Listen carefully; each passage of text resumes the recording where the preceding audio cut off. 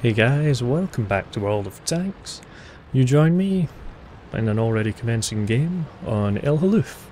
It's just a standard battle and I'm platooned up with Ross playing our T-29s. Don't really play this tank so much anymore. Not sure why that is actually, because it's a really good tank. I still hold that it's one of the best tanks in the game. But yeah, doesn't see much action these days.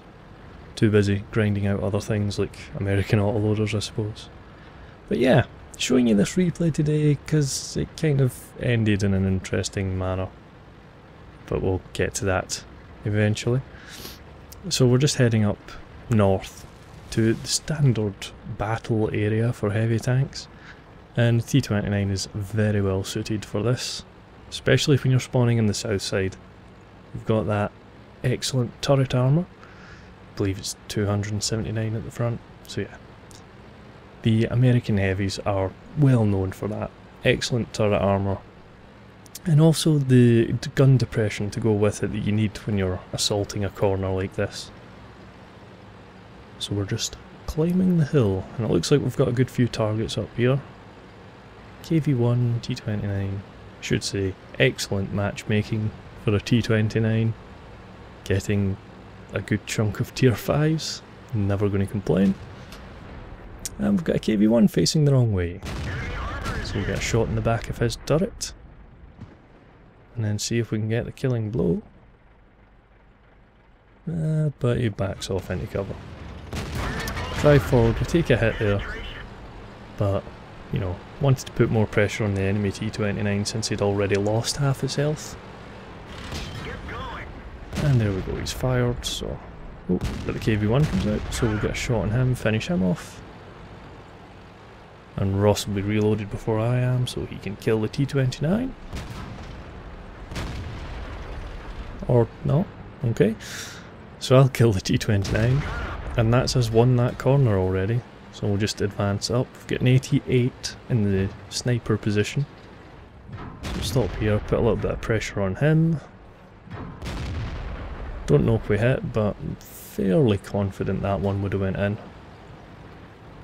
And now we can just keep pushing up. Although the problem at this point is we have lost half our team. So the other flank didn't hold up very well. Just pushing up, we find two Churchills here. This guy's got his turret facing the wrong way. Not exactly sure what was going on there. Just seemed more interested in running away. And just a Churchill 7. So we'll take our time, make sure we're fully aimed, because although we have a very good gun, Churchill 7s are incredibly troll with their armour. So there we go, one more shot finishes him off, and then we're safe to proceed. And we're doing not bad. This is kind of just standard affair for playing a T-29 in this kind of matchup. Just keep going towards the fight, stay in the front line and just keep pushing through. As you can see in the minimap now, we've got 3 enemies at our base. And not much there to defend. But we are on T-29, so not likely that I'm going to get back to help.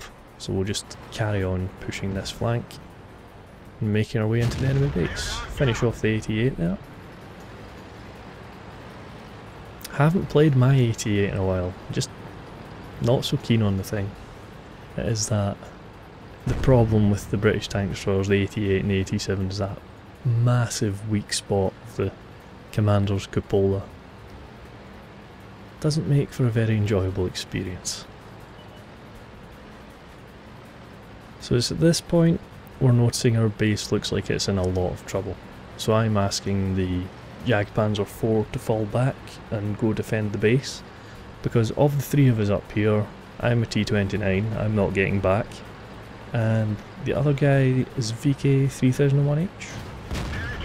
3601H? 3601H. Yeah, so he's not going to get back in time really either.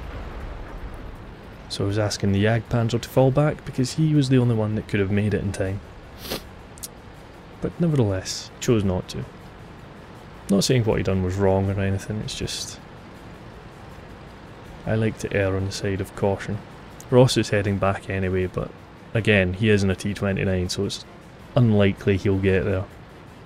If the 3 enemy tanks that are over there started capping, he would not be able to get up the hill before they had finished. So what we are doing is just trying to secure the win by taking the enemy cap, since our base is in a bit of stress. And we're just going to take up positions here, kind of angling our armour slightly, because expecting the enemy to be just over there roughly in those bushes. And there we go. Jagdpanther spots, or shows up rather, so we'll take a shot on him. And this is where I learned something new. So we're going for reload, going to finish off the Jagdpanther, and oh my.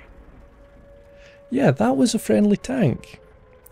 And today I learned that killing a friendly tank in the enemy cap turns you blue. So yeah, not so good.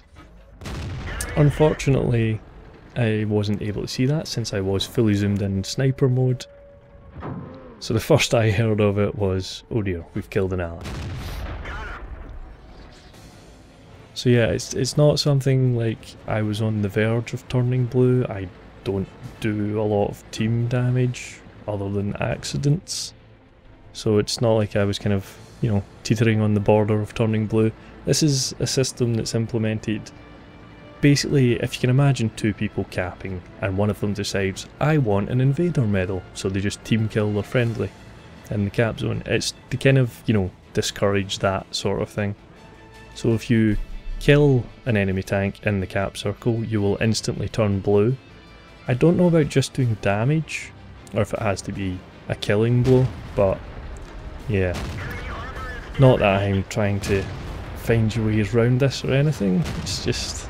And I'm not saying, you know, this is a warning, don't kill friendlies in the cap circle. You shouldn't be doing that at any point, at any place in the map. It's more just sort of a, today I learned this is something in World of Tanks. So yeah, fun and games. So there we go. As you can see from my name in the garage, it is blue. And I should say, whilst my name in the garage was blue, there was no repercussions after this. It was only for that, the rest of that one game I should say, that I had a blue name. And the next game it was all back to normal and fine. So, not entirely sure if that's going to adjust my overall team damage ratio or anything, if that's a bit harsher towards it, or if this is just like a kind of one-off system warning, I don't know. But yeah, interesting.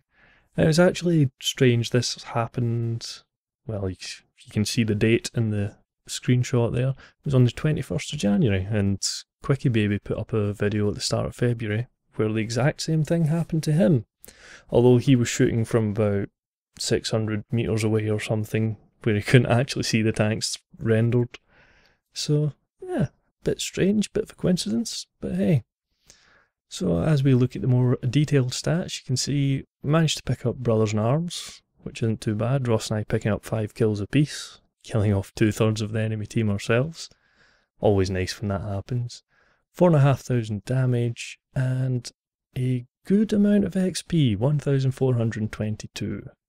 But you have to remember that is with the fine applied for doing team damage. Ah, the joy. So yeah, that was today's video guys, just a little today I learned kind of thing. Team killing in the cap circle turns you blue instantly. The more you know. Alright guys, thanks for watching, greatly appreciated. Feel free to like, comment and subscribe, and I will catch you on the next one.